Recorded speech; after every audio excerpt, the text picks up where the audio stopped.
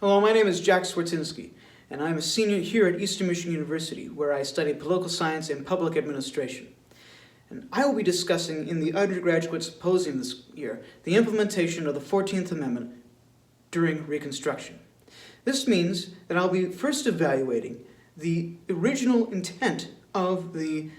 14th Amendment, looking at whether or not it actually incorporated the Bill of Rights to the states, as well as other privileges and immunities such as voting, to the states through aggressive congressional legislation. This means we'll go through first what full incorporation means,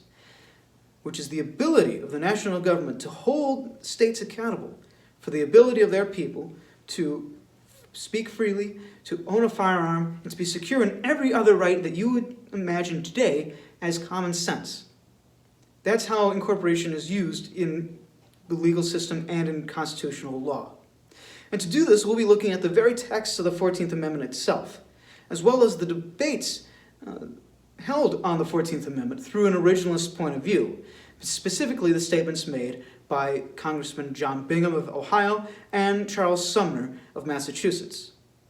We will look at the impact that subsequent civil rights legislation, such as the Civil Rights Bill of 1866, of the Enforcement Acts in 1870 and 71, as well as the last Civil Rights Bill for quite some time, the Civil Rights Bill of 1875, and the impact that those had on the Reconstructing South, as well as the reflection in the 14th Amendment. We'll then go to answer a second question,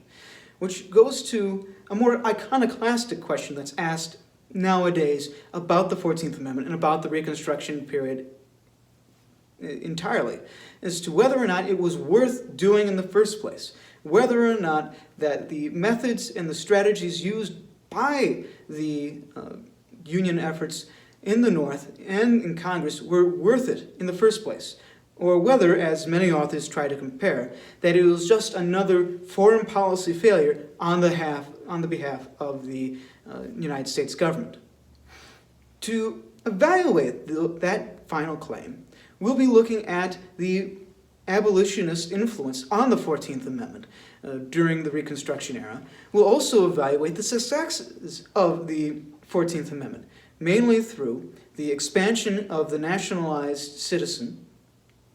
which had been put into great jeopardy under the Dred Scott decision of 1858.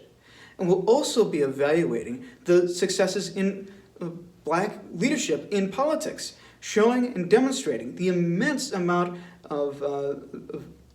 state, local, and federal offices that were being occupied by black citizens.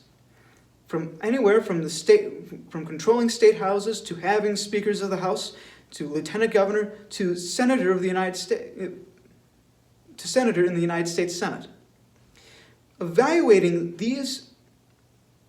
tenets, we will be able to show and demonstrate the sincerity and the legitimate tactics of the 14th Amendment. And instead, we'll evaluate why the 14th Amendment ultimately was put down, specifically